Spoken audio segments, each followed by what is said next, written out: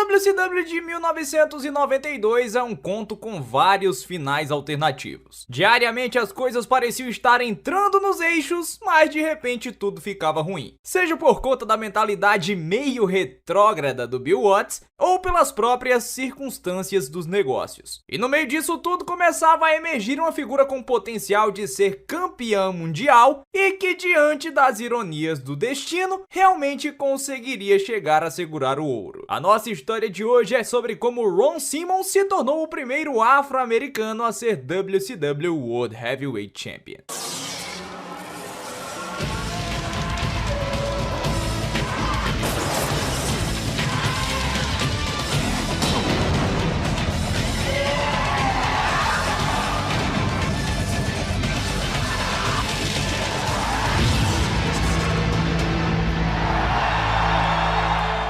Se você chegar já dando like e se inscrevendo no canal, a sua vida será um pouco menos bagunçada do que era a WCW. Mas se você não fizer isso, saiba que você estará fadado ao comando confuso de Bill Watts. Se eu fosse você, eu não iria correr esse risco. Riscos correu Ron Simmons bem antes dele ser o Ron Simmons, porque antes dele entrar no mundo do wrestling profissional, ele tinha uma carreira de sucesso estelar no futebol americano nas faculdades. Se não tivesse se apaixonado pelo wrestling em meados da década de 80, certamente ele seria um nome de destaque em divisões maiores. Já no fim da década, Ron, que iniciou a carreira profissional dentro das Jim Crockett Promotions e acompanhou a WCW após todo o processo de compra por parte da TBS, começou a fazer equipe com Butch Reed, uma dupla que ficou conhecida como Doom. Lutando mascarados, Butch e Ron conquistaram os títulos de duplas da NWA e da WCW. Tecnicamente, eles até foram os primeiros campeões de dupla da WCW. Uma vez que eles se soltaram da NWA, eles tiveram rivalidades de alto nível com nomes como os Four Horsemen, Rock and Roll Express, os Steiner Brothers e outros. O que se destacava nas performances era a entrega de batalhas muito físicas. Ron Simmons, o tema do vídeo de hoje, inclusive, tinha as credenciais de ser uma máquina e era capaz de levantar muito peso, mesmo não sendo um dos maiores adeptos da academia que você encontraria nos bastidores do wrestling da época. No Wrestle War 1991, a Doom perdeu o título da WCW para os Freebirds. Subsequentemente, o Ron Simmons se tornou babyface e entrou em rivalidade com o Butch Reed, que culminaria numa cage match no primeiro Super Brawl da história. Ron Simmons venceu e depois passaria boa parte do ano de 1992 em rivalidade contra Cactus Jack, com quem fez combates muito intensos. Inclusive, foi numa luta contra o Ron Simmons que o Mick Foley alega ter sofrido uma das lesões mais dolorosas da vida.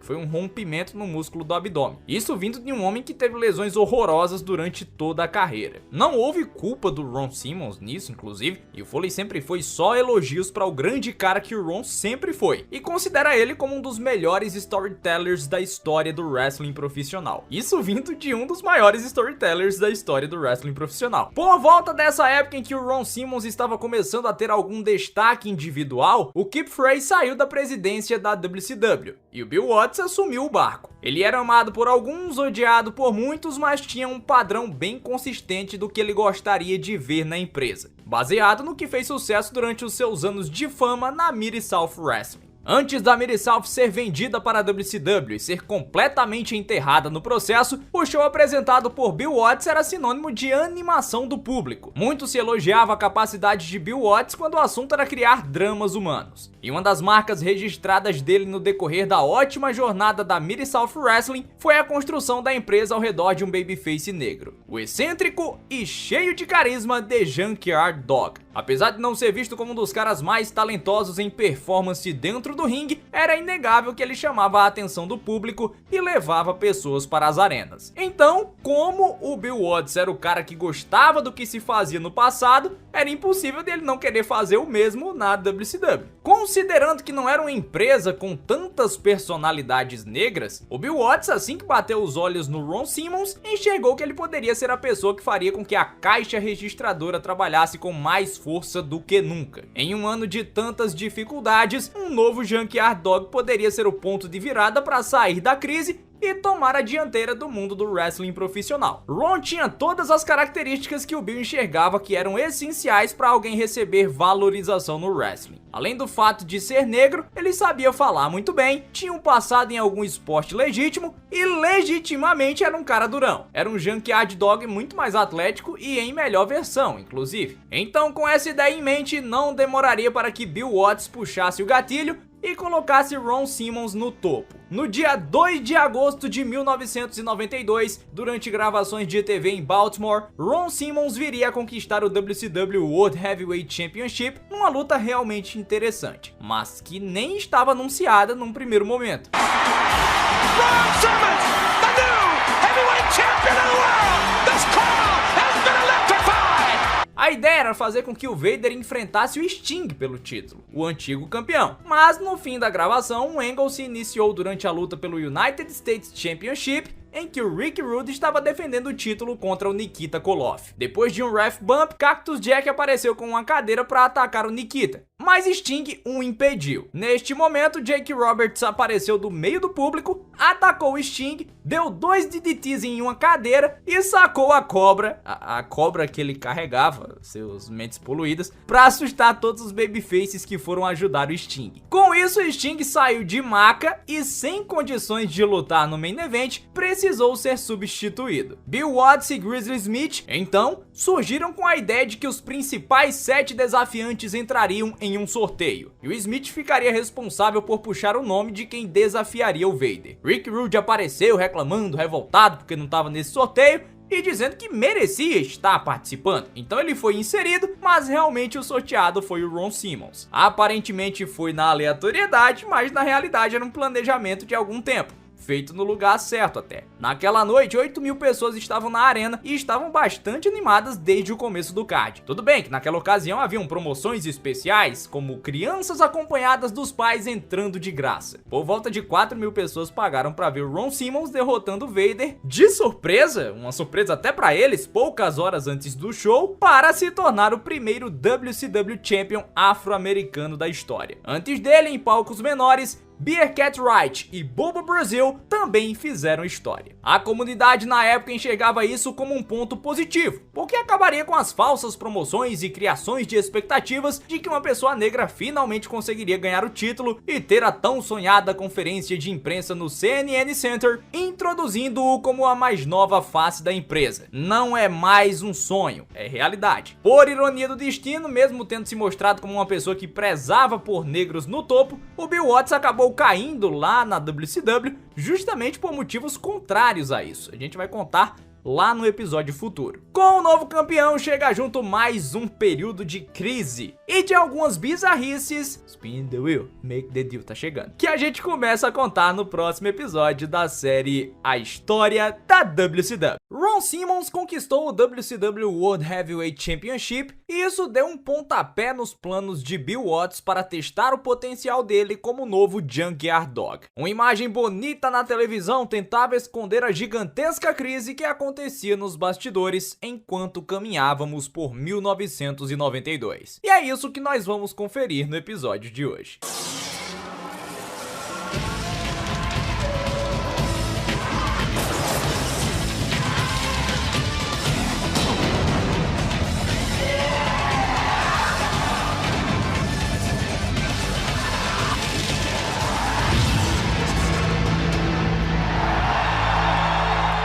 A popularidade do produto da WCW mergulhou de cabeça no chão nos quase 4 anos desde a aquisição da empresa por parte da TBS. Parte disso por conta de uma falta de interesse geral no Pro Wrestling e parte disso porque, na visão do povo, eles eram uma concorrência muito fraca para a WWF. Então, se a empresa foi adquirida com dívidas, em 1992 a situação não era muito diferente e eles continuavam perdendo dinheiro. A filosofia que começou a ser adotada jogada pelos executivos era clara: tentar manter a popularidade enquanto cortavam os gastos e tentavam conter as gigantescas perdas financeiras que eles enfrentavam. Quando eles foram buscar o Bill Watts para tomar conta da empresa, não foi para manter a filosofia anterior de brigar pelo primeiro lugar, mas sim buscar alguém com conhecimento suficiente de história para entender que em todas as guerras, maiores ou menores, sempre havia um vencedor e um perdedor, e sem balas a WCW não poderia vencer uma guerra. Então era melhor firmar um pacto de não agressão e evitar gastar até o que não tinha para tentar em vão destronar a WWF. Era juntar os meninos de Atlanta e fazer o que era possível. O Bill Watts então começou a sucatear e tentar acabar com os chamados contratos de pagamento garantido. De acordo com ele, as pessoas ficariam mais motivadas se recebessem por noite e entregariam performances melhores para que esse valor fosse aumentado. Uma filosofia que ele praticava lá na Mid-South Wrestling e que acabou não dando muito certo, já que ele perdeu bons talentos para o Vince McMahon e até mesmo para o Jim Crockett. Ele perdeu até a empresa para o Jim Crockett, quem dirá os talentos. Se o Booker gostasse de você dentro desse molde de contrato, você até poderia ter os ventos soprando ao seu favor e uns $1000 sempre ali caindo no seu bolso toda noite. Se não, você não receberia nada no mês e ainda assim continuaria sob contrato. Além disso, não haveria qualquer cobertura para despesas médicas. Na época, pelo menos, uma cirurgia de joelho custava mais ou menos uns $20.000. Só como comparativo, tá? E se você se machucasse, além de você ter que arcar com esses custos, ainda ficaria todo esse período de reabilitação sem receber. Afinal, você não estava em ação dentro dos rings. Os valores ainda poderiam ser diminuídos através de multas, que poderiam ter os mais variados motivos, como atrasos, recusas em perder lutas ou mesmo punir alguém que tenha pedido para sair no meio de algum programa especial. Além disso, na área criativa, a ordem era realmente prejudicar e humilhar os talentos que optassem por isso, para ver se eles pediam para sair mais rápido e, consequentemente, isso faria com que eles gastassem menos dinheiro. Aí você me pergunta: Tanaka, legalmente falando, isso é certo? Certo não é, mas o ponto aqui não é se é certo ou se é errado. É completamente errado moralmente e legalmente. Mas a gente tem que lembrar que estamos em 2021 e até hoje não tem um sindicato que possa lutar pelos interesses dos lutadores dentro do contexto americano. Imagine em 1992. As escolhas estavam aí. Nem todo mundo ia ter chance de pedir para sair e ter uma vaga na WWF. Então eles ficavam presos nesse tipo de relação trabalhista que só visava dar lucro à TBS. A empresa realmente ficava mais organizada, focada, mas a moral ia pra lá pra baixo, como era de se imaginar. Infelizmente, o Bill Watts recebeu a fama de ser o mão de vaca da história por cortar o café e pedir para os lutadores trazerem a própria comida, mas ele estava só cumprindo ordens superiores. O que era de fato responsabilidade dele era como o produto televisivo era apresentado. Naquele dado momento, prestes a chegarmos à 20ª edição do Clash of the Champions, as duas principais empresas americanas estavam em extremos opostos. A WWF seguia naquela onda extremamente cartunesca e a WCW tentava se conectar ao máximo com o wrestling clássico. E mesmo que a WCW quisesse fazer o mesmo que a WWF, eles não tinham talentos para isso. Eles tinham o Eric Watts, que estava utilizando daquela famosa carta do baralho chamada nepotismo para conseguir uma vaguinha por lá, justamente na pior época para se trabalhar lá. Se eles não tinham os talentos, pelo menos eles poderiam bradar que tinham de volta o NWA World Heavyweight Championship, lembram dele? Durante o pay-per-view The Great American Bash 1992, o Bill Watts apareceu com o título, entregou ele para o Hiro Matsuda e um torneio aconteceria em shows da New Japan Pro Wrestling, contando com talentos da WCW e da empresa japonesa também. A WCW finalmente recuperou o título após vários meses de processo correndo na justiça. Mas, ironicamente, após conseguir a posse do título, ainda tiveram que pagar para o Ric Flair pelo cinturão em si. Nessa brincadeira aí morreram algo em torno assim de $28 mil, diretamente para a conta do Nature Boy. Eles depois até conseguiriam esse dinheiro aí com um processo que estavam movendo contra a WWF. Mas de todas as formas, o Ric Flair não perdeu nada com isso. O torneio pelo cinturão aconteceu no começo de agosto e coroou o Masahiro Shono como o mais novo NWA World Heavyweight Champion. oficialmente o primeiro desde Ric Flair. Ele derrotou o, na época, WCW United States Champion Rick Rude na final, ocorrida em 12 de agosto de 1992 em um Sumo Hall lotado. Feito isso, partimos rumo ao próximo grande evento da própria WCW, que foi a 20ª edição do Clash of the Champions, ocorrida em 2 de setembro de 1992 no Center Stage em Atlanta. A ideia do show era promover uma mescla entre passado e presente, já que era o aniversário de 20 anos da programação de wrestling na TBS Superstation, o famoso Canal 17. Em âmbito geral, foi um evento interessante na parte que envolvia o passado e aceitável na parte que envolvia o presente, já que os 5 combates, que eram 8 originalmente, mas só passaram 5, não foram ruins, mas também não foram combates que tiveram nada de especial. O evento marcou a última aparição televisionada nos Estados Unidos do Andre the Giant, e ainda teve uma série de nomes clássicos marcando presença, como o Bruno Sammartino, que aproveitou o espaço ali para dar uma alfinetada na WWF ao congratular a forma como a WCW apresentava o wrestling. Não há irracionalidade aqui, apesar do momento não ser dos melhores da WCW, porque a gente tem que considerar a relação conturbada do Bruno Sammartino com a WWF. Só isso. Durante o show, a empresa promoveu no WCW Hotline uma votação de importância gigantesca. Eles perguntaram para os fãs se eles gostariam ou não de ver a regra da desclassificação por golpes aplicados da terceira corda sendo aplicada. Com 88% dos votos, os fãs que amavam essa ideia votaram que queriam a exclusão disso. Tá, então isso valeu para o evento? Ainda não. Isso foi apresentado depois do show, que inclusive teve desclassificações por conta disso. E também não queria dizer nada, era só uma votação. No card, Rick Steamboat derrotou Steve Austin para conquistar o Television Championship, dando fim na rivalidade contra a Dangerous Alliance e na própria Dangerous Alliance, pouco tempo depois. Inclusive, o Sr. Paul E. Dangerously estava lá pendurado numa jaulinha em cima do ringue. Na luta pelo título principal, Ron Simmons derrotou um Cactus Jack machucado em pouco menos de 10 minutos. Apesar de terem vendido o Simmons muito bem como um campeão mundial, a performance não teve nada demais assim, nada de nível campeão mundial, mas a gente tem que dar um desconto aí porque o Cactus também não tinha muita condição de combate. Foi durante esse show, inclusive, que houve o retorno do Butch Reed, o ex-parceiro do Ron Simmons. Ele se uniu a The Barbarian para derrotar Dustin Rhodes e Barry Windham. O Cactus justificou a vinda dele para o show no lugar de Dan Spivey, como é melhor trazer alguém que conheça bem o Ron Simmons. O que isso influenciava nele enfrentar o Rhodes e o Windham era um grande mistério, mas o Spivey na verdade não apareceu porque ele estava lutando no Japão. No Main Event tivemos uma luta no estilo de uma Survivor Series em que o Vader, Jake Roberts, Super Invader e Rick Rude derrotaram Sting, os Steiners e o Nikita Koloff. Aqui nós tínhamos o Sting com os amigos Steiners rivalizando com o Vader e o Jake Roberts, o Rude estava rivalizando com o Nikita Koloff pelo United States Title e o Super Invader era o Hércules usando uma máscara. Ele estava ali apoiando a trupe do Harley Race. Numa luta confusa, meio estranha ali por conta das desclassificações, tudo isso teve continuidade. E com essa continuidade, ao fim do show, nós tivemos a exibição de uma promo para o Halloween Havoc 1992. E foi aí que uma das promos mais ridículas e mais bem produzidas de todos os tempos foi ao ar. Spin the wheel, make the deal. Jake Roberts e Sting teriam o ponto alto da rivalidade. Mas isso aí é papo para o próximo episódio da série A História da WCW. Os cortes na WCW simplesmente não paravam. Tentando mudar o contrato de todo mundo e ainda assim conseguir talentos que chamassem a atenção, o regime de Bill Watts surgiria com uma ideia que se mostrou financeiramente viável e que ficou marcada na história como algo negativo. Como isso foi possível é o que eu vou contar no episódio de hoje.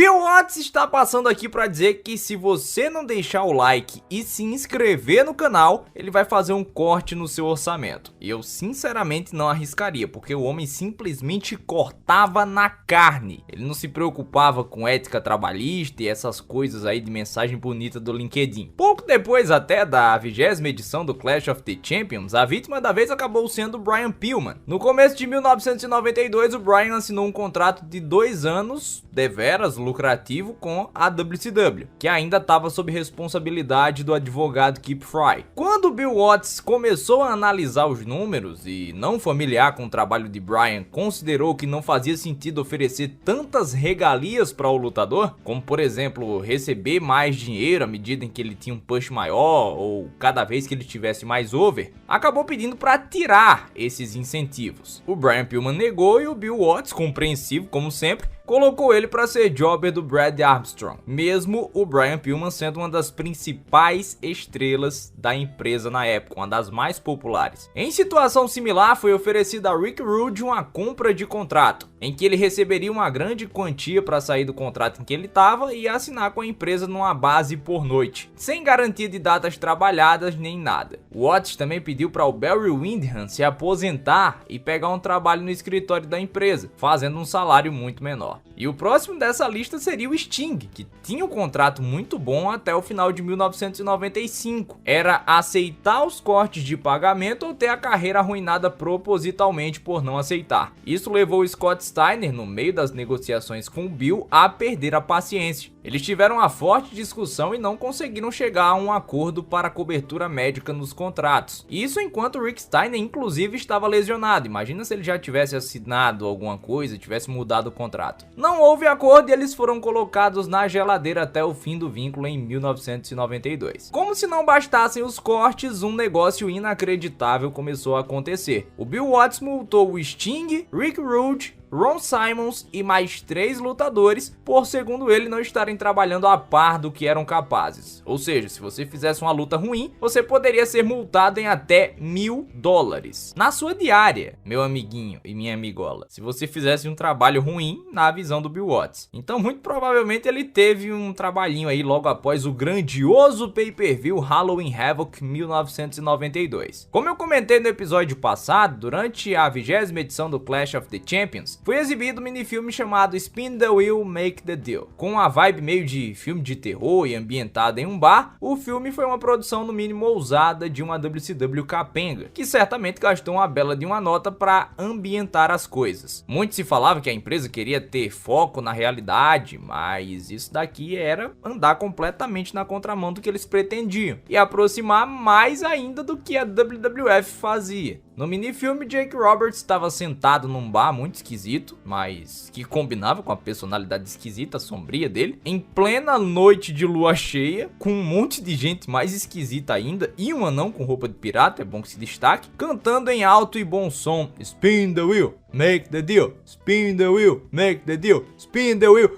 E vai ficando insuportável isso. E nós vemos que há uma roleta lá no cenário parecida com a roleta do Bom Dia e Companhia, só que demoníaca. Ela é um pouco mais hardcore. Nessa roleta, 12 estipulações escolhidas por Jake Roberts estavam dispostas para quem quisesse tentar a sorte. O Sting aparece, tem uma atuação digna de Oscar, se ele estivesse interpretando Robocop, e faz uma promo contra o Jake Roberts, que retrucava e dizia que o Sting poderia ter o direito de escolher a própria forma de execução, porque ele ia terminar o que já tinha começado e não tinha medo do Sting. O filme foi só um prelúdio do que estava para acontecer, porque ele se encerra no momento em que a luta supostamente seria sorteada. E a WCW cozinhou o galo por bastante tempo, sem nunca revelar qual tinha sido o resultado do giro da roleta que determinaria a estipulação. Entre as 12, nós tínhamos estipulações que o público ansiava em ter a oportunidade de ver Jake Roberts e Sting se enfrentando, como por exemplo uma I Quit Match, uma Barbed Wire Match, uma Texas Bull Rope Match, Lumberjacks with Straps Match, Texas Death Match e por aí vai. Isso naturalmente elevou as expectativas do povo para o dia 25 de outubro de 1992, quando a WCW levou para o Philadelphia Civic Center o pay-per-view Halloween Havoc 1992. 7.000 pessoas estavam presentes em um público com 4.800 pagantes para prestigiarem o que o giro da roleta determinaria que os dois homens teriam que fazer dentro do ringue. Independentemente de qualquer coisa em storyline, os lutadores assinaram um contrato tirando toda a responsabilidade da empresa para o que estava prestes a acontecer. Se os lutadores se machucassem, se matassem, essa luta aí não seria sancionada pela bandeira WCW. O Bill Watts gostava de tirar a responsabilidade da empresa, né? Até em história. Não perdia a oportunidade. Negócio incrível. E quando eles giraram a roleta, a estipulação que o público menos queria ver acabou sendo a escolhida: Coal Miners Glove Match. Em tradução literal, isso é uma luta de luva de mineiros. E a luva de mineiros era basicamente uma luva daquelas de soldador com um ferro no meio dos dedos. Era um soco inglês mais rústico. A Coal Miners Glove Match surgiu mais ou menos em 1972 no Cow Palace, em Oregon, e foi utilizado como uma atração especial no território de Portland naquela época, onde uma luva dessas era pendurada num cano de ferro de mais ou menos uns 3 metros e os lutadores precisavam pegá-la. A partir do momento que eles conseguissem, poderiam utilizá-la no combate. Dutch Savage, o rei desses combates e idealizador da estipulação, se inspirou nos trabalhadores de mina de carvão que ele via trabalhando durante a infância dele em Scranton, na Pensilvânia. As únicas justificativas para a estipulação ter sido escolhida, no entanto, seriam o giro da roleta realmente ser aleatório ou simplesmente ser um devaneio do Bill Watts sem querer remeter ao passado, porque ninguém além dele iria querer assistir uma Coal Miners Glove Match em 1992. Então a segunda opção tende a ser a que é levada como verdade na história. Na luta, Jake Roberts e Sting se enfrentaram por pouco mais de 10 minutos em um clima bem diferente de uma grudge match, como se fosse uma luta realmente normal e não uma que você poderia finalizar a rivalidade. Na reta final, quando Sting conseguiu pegar a luva de mineiro, o Cactus Jack correu ao ringue com a cobra do Jake Roberts, e quando Jake se preparou para combater a luva com a cobra, não só foi atingido pela luva, como foi picado pela cobra na bochecha. Tudo bem que era notório que ele mesmo que estava colocando a cobra com as presas na própria bochecha, o que fez o final ficar completamente ridículo. Para piorar, ficar ainda mais ridículo, ele ainda voltou correndo segurando a cobra na bochecha até os bastidores, até lá nos vestiários. Um final péssimo para o pay-per-view. Era fato que o Jake Roberts já não tinha mais condição física de entregar performances de nível técnico de main eventer naquele ponto da carreira. Era um ótimo entertainer, mas estava levando consigo, junto para a cova, todo o potencial do Sting em trabalhar em algo que poderia gerar mais comentários positivos. A vida não estava fácil e o ciclo parecia estar se fechando, como de fato fechou. Mas pela curiosidade do que a roleta apresentaria, a WCW dobrou o número de vendas em pay-per-view com Halloween Havoc e fez 0.9, um número que só viria a ser superado por Hulk Hogan e Ric Flair no Bash at the Beach de 1994. Mas antes da gente chegar lá, algo muito perigoso se aproximava da WCW: o ano de 1993. Mas sobre isso a gente fala no próximo episódio da série A História da WCW. É isso aí, galera, vamos fechar o ano de 1992 no próximo episódio. Então vamos tratar do Clash of the Champions 21 e do Starrcade 1992. Por quanto tempo mais irá durar o reinado de terror de Bill Watts tomando conta da empresa? Por quanto tempo mais a WCW vai durar? Será que eles vão conseguir conter essa hemorragia financeira e voltar aos eixos? Vocês sabem que sim, mas como que eles vão conseguir fazer isso? Como que em 1994 eles vão estar com Hulk Hogan e Ric Flair, se em 1992 eles não tinham dinheiro para pagar o Sting, o Rick Rude, o Ron Simmons e essa galera toda? A gente vai conseguir compreender um pouco melhor nos próximos episódios. Deixa o seu like, se inscreva no canal e esse é o fim do episódio de número 18 da história da WCW. Aqui, nesse card que está aparecendo, tem uma playlist completa com todos os episódios dessa série. Na semana que vem, eu estou de volta. Tchau, tchau, galera! Fui! A roleta girou e determinou o conceito de um fiasco de sucesso. Deu dinheiro, mas foi ridículo. E a WCW caminhava para o fim de 1992 sem muita perspectiva de melhora. No meio dos cortes contratuais, alguns talentos não aceitariam as condições de Bill Watts e sairiam. Mas não tinha problema, você poderia facilmente trocá-los por Eric Watts. Bem, a gente fala mais sobre isso no episódio de hoje.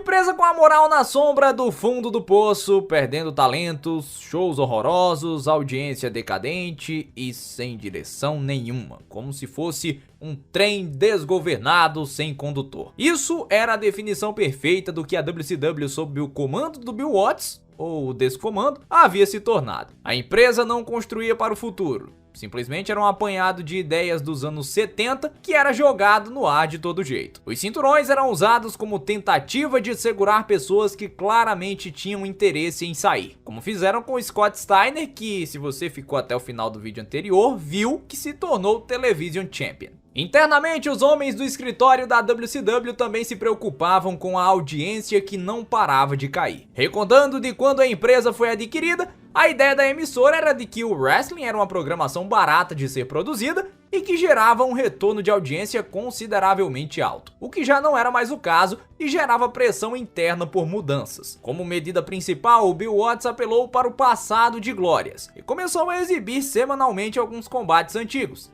principalmente envolvendo o Ric Flair. Isso turbinou a audiência da programação televisionada de certa forma, mas dizia muito sobre o estado da empresa, que não conseguia criar novas estrelas. Enquanto Flair brilhava de um lado, nomes como Eric Watts e Van Hammer recebiam pushes na programação contra a vontade de todos os fãs, o que externava que a ligação entre lógica e booking havia se perdido há muito tempo. Imagine só você ter um Arn Anderson fazendo jobs para um Eric Watts e perdendo por submissão para alguém que estava lá simplesmente por conta do poder do nepotismo. Ou Van Hammer ganhando um torneio de queda de braço contra o Big Van Vader, ex-campeão, e o Ron Simmons, o atual campeão mundial da empresa. Pois é, era esse o clima gostoso que existia nos bastidores. Criativamente falando, toda vez que o negócio parecia não estar bom, a solução encontrada era sempre a mesma: comitê de booking. Dusty Rhodes, na ideia que chegou ao fim de 1992, continuaria no topo, mas recebendo um salário muito menor, e sendo acompanhado por Jim Ross, Greg Gagne, Bill Dundee, Mike Graham e Larry Zbyszko, com o Magnum TA e o Ole Anderson correndo por fora como opções pouco consideradas. Antes do Natal de 1992, eles começaram a traçar esse novo comitê para fazer com que 1993 não fosse o último ano de atividades da WCW. Só que antes de pensar no ano seguinte, a empresa estava pensando no que fazer para terminar 1992 de uma maneira digna. Restavam dois grandes eventos, o Clash of the Champions 21 e o Starrcade 1992, que poderiam representar uma virada de chave após um Halloween Havoc em que a crítica foi unânime em dizer que teve um dos piores cards da história do wrestling profissional. Mas estes dois cards que estavam para acontecer não iriam contar com um nome forte na empresa nos meses anteriores: Jake the Snake Roberts. Grande crítico da falta de cobertura médica e sempre imerso em problemas pessoais muito bem reconhecidos e explicados, o Jake Roberts deu entrada num centro de reabilitação e parou de aparecer nos eventos programados da WCW. Já naquela época, o Jake Roberts voluntariamente já havia entrado na reabilitação enquanto ele estava na WWF e passou por períodos de suspensão por ter falhado em testes de drogas em pelo menos 2 ocasiões. Aos 37 anos de idade, o futuro da carreira do lutador parecia em xeque. Ele até voltou a lutar, mas nunca mais pisou na WCW. Isso afetou as programações para o torneio King of Cable, um torneio feito para celebrar os 20 anos de wrestling na Superstation. Jake Roberts era um dos 8 lutadores escolhidos pelos editores da revista da WCW. Apesar de toda a estrutura ser construída para celebrar os 20 anos na TV a cabo e até ter lutas dentro do Clash of the Champions, a final viria a ser no pay-per-view Starrcade. Não procure sentido nas coisas e você viverá uma vida muito mais saudável. Para o lugar do Jake Roberts, o The Barbarian foi colocado num line-up que também contava com Brian Pillman, Sting, Rick Rude, Dustin Rhodes, Tony Atlas, Big Van Vader e Barry Windham. No fim das contas, o torneio foi usado como uma forma de dar um push, de escalar o Sting de volta para o topo do plantel, merecidamente, e sem colocá-lo envolvido com o Ron Simmons, o campeão mundial, de uma forma direta. Em uma final bem stiff, em uma final bem dura, um combate muito pegado, muito duro para os lutadores, o Sting derrotou o Big Van Vader e basicamente foi isso. O torneio, por ser comemorativo, nunca mais foi realizado pela empresa. E por falar no Ron Simmons, o reinado dele ia de mal a pior, principalmente porque ninguém fazia muita questão de construir algo legal. Envolveram ele num programa com The Barbarian em muitos house shows, o que fazia sentido por causa daquela rivalidade com Cactus Jack, mas que não fazia sentido ser algo de topo, porque não eram nomes prontos para estarem lá. No Clash of the Champions 21, numa luta que gerou muita controvérsia por se chamar Ghetto Odds, Ron Simmons fez parceria com Too Cold Scorpio, um cara que se destacou desde o começo por conta dos seus movimentos plásticos, e eles derrotaram Cactus Jack, The Barbarian e Tony Atlas. Acabou que o Too Cold Scorpio foi a única coisa que se destacou positivamente nisso tudo. A Ghetto Odds Match foi muito criticada porque era simplesmente a empresa voltando 10 anos no tempo para promover angles raciais como forma de chamar a atenção em tempos de desespero, o que era basicamente o modus operandi da WCW. Ghetto Odds era simplesmente uma handicap match. A impressão que passava era que a WCW não sabia promover o campeão negro de outra forma se não fosse numa rivalidade baseada no fato dele ser negro, quando na realidade ele deveria ser promovido como qualquer campeão babyface. Isso foi absorvido e trabalhado de uma forma um pouco diferente para o Starrcade. No inevitável confronto dele contra o Rick Rude, a história era que a Madusa, a manager do Rick Rude, conseguiu um histórico médico do Ron Simmons e descobriu que ele tinha uma lesão secreta na clavícula, o que deveria ser o foco de Rick Rude dentro deste combate, em que ele almejava conquistar o WCW World Heavyweight Title e ser campeão duplo, porque ele ainda estava de posse do United States Championship. Acabou que não aconteceu nem uma coisa e nem outra. O Rick Rude estava sofrendo com uma hérnia de disco cervical e mesmo com a empresa segurando os planos até a última hora, não foi capaz de enfrentar o Ron Simmons no Starrcade. E diante da lesão que o deixaria de molho por um tempo considerável, isso deixaria também o United States Title vago após 14 meses de reinado. Um torneio viria a ser realizado para o First Contender, mas foi convertido num torneio pelo título que coroou o Dustin Rhodes como o novo campeão. Apesar da melhora nos shows, a audiência televisiva continuava baixa com a programação original. O remédio para a WCW era Star Power, e isso era comprovado com as reprises de lutas do Ric Flair. Então o Bill Watts e o corpo diretivo da WCW entenderam o recado. Para subir os números, eles precisavam de um salvador da pátria e iriam fazer de tudo para trazer Ric Flair de volta à WCW. Mas sobre isso, a gente fala no próximo episódio da série A História da WCW. É isso aí, pessoal, aí o nosso painel de campeões, já clássico aqui, estamos fazendo esse painel trazendo todos os campeões após a realização do Starrcade 1992. No próximo episódio, vamos para 1993 e chegou o momento de saber, Ric Flair volta? Ric Flair vai salvar a empresa? Chegou a hora do homem voltar? Ele não estava sendo tão bem utilizado na WWF, ele não era um key player, mas ele poderia puxar esse barco aí da WCW. A gente vai falar sobre isso no próximo episódio. Like e inscrição é o que eu peço pra você, vamos alcançar os 4.000 inscritos aí, se Deus quiser, estamos chegando, tá muito próximo e eu conto com a sua colaboração para isso, tá certo? No mais, por hoje, é isso. Tchau, tchau, galera! 1992 se encerrou de maneira quase que melancólica para a WCW. Eles queriam entrar o ano novo de maneira diferente e assim o fizeram, mudando o título principal de mãos e tentando ir em busca de um sonho antigo, outrora desprezado. Isso tudo envolto em grandes mudanças corporativas ocasionadas pela própria postura da empresa e por absurdos que Bill Watts disse em uma entrevista. Isso e muito mais você confere no episódio de hoje.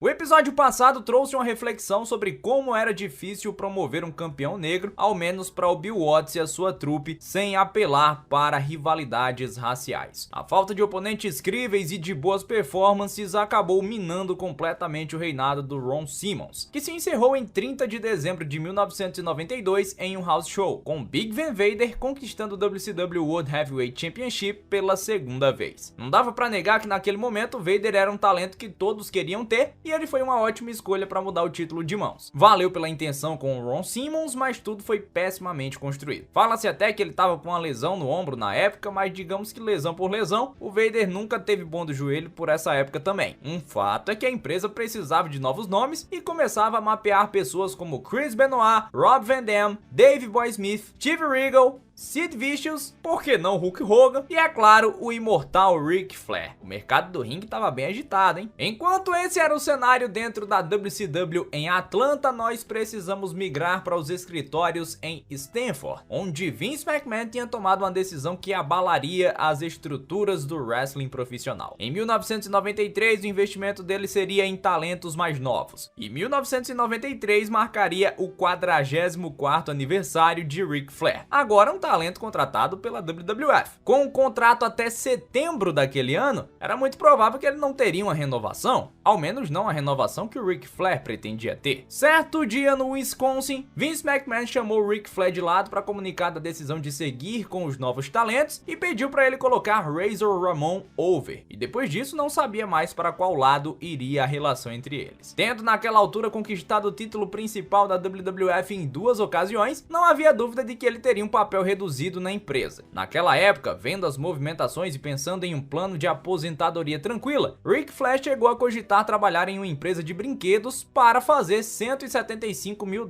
anuais com o salário base mais porcentagens nas vendas. Ele trabalharia para um amigo, mas seria um final melancólico. Não existisse dentro do Ric a vontade de continuar lutando. Quando as notícias sobre Vince McMahon não querer aproveitar o Ric Flair como lutador e estar disposto a dar um cargo diretivo para ele começaram a correr pelo mundo do wrestling, Bill Watts pegou o telefone e ligou diretamente para Vince, dizendo que gostaria de conversar com Ric Flair a respeito de um possível retorno para a WCW. Não é segredo para ninguém que o Vince McMahon, quando Ric Flair assinou com a empresa, disse que se em algum momento o lutador não tivesse satisfeito com a posição dele no plantel ou sentisse que ele não estava sendo devidamente valorizado, ele poderia ir embora para qualquer lugar. E o Vince foi um homem de palavra, liberando o Ric Flair para conversar com a WCW e só pedindo que o Nature Boy perdesse uma loser leaves town para o Mr. Perfect no Raw. Após isso acontecer, o Ric Flair apertou a mão do Vince McMahon e foi embora para a aventura que anos depois ele viria a reconhecer que foi uma das piores de sua vida. E olhe que ele nem entrou naquela história de receber $1.000 por noite que o Bill Watts estava querendo colocar para todo mundo, viu? Pouco tempo depois do Ric Flair chegar oficialmente, de ter a rescisão com a WWF e assinar o contrato com a WCW, as coisas ficaram complicadas para o Bill Watts por conta de uma entrevista que ele concedeu para o Pro Wrestling Torch. Tudo estava indo relativamente bem até o momento em que o tópico foi para raças. O Bill Watts decidiu que deveria provar que ele faz as coisas do jeito que ele bem entende e não baseado no que os outros pensam. Então ele soltou a seguinte frase, abre aspas: "Se você é dono de um empreendimento, por qual motivo você não pode discriminar alguém lá? Quer dizer, porque eu tenho que contratar uma bicha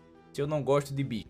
Se eu não quero vender frango frito para negros, eu não devo fazer isso. É o meu restaurante." Fecha aspas. Então, desconfortável ler isso, mas também foi desconfortável para quem recebeu uma cópia dessa entrevista lamentável, que foi o Hank Aaron. O papel foi entregue nas mãos dele e se você não conhece o Hank Aaron, ele é um nome imortal do beisebol, uma instituição moral assim para o povo de Atlanta e mais do que isso, para o caso do Bill Watts, ele era um executivo influente dentro da TBS. Isso foi passado para o Bill Shaw e o Bob Doo, que estavam se aproximando do wrestling para promover algumas mudanças. Então o Shaw confrontou o Bill Watts a respeito dessas declarações e ele não teve outra escolha a não ser entregar o cargo. A empresa agora passaria a ser dividida em 3 partes.